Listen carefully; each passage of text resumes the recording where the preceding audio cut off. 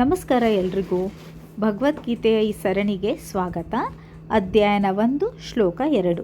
ಸಂಜಯ ಉವಾಚ ದುಷ್ಟವತು ಪಾಂಡವನಿಕಂ ವೇದಂ ದುರ್ಯೋಧನಸ್ತಾದ ಆಚಾರ್ಯ ಮುಪಸಂಗಮೈ ರಾಜ ವಚನಂ ಬ್ರಹ್ಮವಿತ.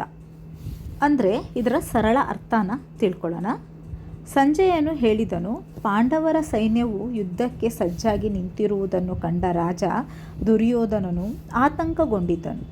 ಆಗ ತನ್ನ ಗುರುವಾದ ದ್ರೋಣಾಚಾರ್ಯ ಬಳಿಗೆ ಹೋಗಿ ಮಾತನಾಡಿದನು. ಇದರ ಸರಳ ವಿವರಣೆನ ತಿಳ್ಕೊಳ್ಳೋಣ.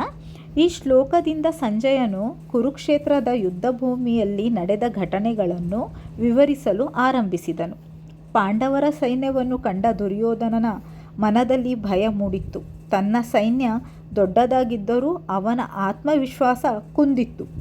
ಆದ್ದರಿಂದ ಅವನು ತನ್ನ ಗುರು ದ್ರೋಣಾಚಾರ್ಯರ ಬಳಿಗೆ ಸಲಹೆ ಪಡೆಯಲು ಹೋದನು. ಈ ಶ್ಲೋಕದ ಸಂದೇಶ ಏನಪ್ಪ ಅಂದರೆ, ತಪ್ಪು ಮಾರ್ಗದಲ್ಲಿ ನಡೆಯುವವನ ಮನಸ್ಸಿನ ನಿಜವಾದ ಶಾಂತಿ ಇರುವುದಿಲ್ಲ. ಹೊರಗೆ ಎಷ್ಟೇ ಬಲಶಾಲಿಯಾಗಿ ಕಂಡರೂ ಒಳಗೆ ಭಯ ಮತ್ತು ಅಶಾಂತಿ ಕಾಡುತ್ತಿರುತ್ತದೆ.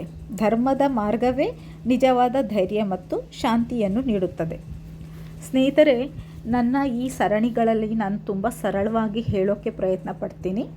ನಿಮಗೆ ಶ್ಲೋಕ ಓದೋಕ್ಕಾಗಲಿಲ್ಲ ಅಂದರೂ ಪರವಾಗಿಲ್ಲ, ಸರಳ ಅರ್ಥನ ನೀವು ಓದ್ಬೋದು.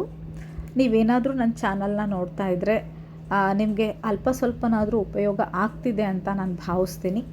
ನೀವು ಕಮೆಂಟ್ಸ್ಗಳನ್ನ ಹಾಕಿ. ನಿಮಗೆ ನನ್ನ ವಿಡಿಯೋಗಳು ಇಷ್ಟ ಆಗ್ತಾಯಿದ್ರೆ ಲೈಕ್ ಮಾಡಿ, ಶೇರ್ ಮಾಡಿ, ಸಬ್ಸ್ಕ್ರೈಬ್ ಮಾಡಿ. ಮುಂದಿನ ನನ್ನ ಬರೋವಂಥ ವಿಡಿಯೋಗಳನ್ನೆಲ್ಲ ನೋಡಿ ನನ್ನ ಚಾನಲ್ಗೆ ಸಬ್ಸ್ಕ್ರೈಬ್ ಆಗಿ ಅಂತ ಕೇಳ್ಕೊಳ್ತಾ ಈ ಒಂದು ಸರಣಿನ ನಾನು ಮುಗಿಸ್ತೀನಿ. ಸಿಗ್ತೀನಿ ಮುಂದಿನ ಸರಣಿಯಲ್ಲಿ.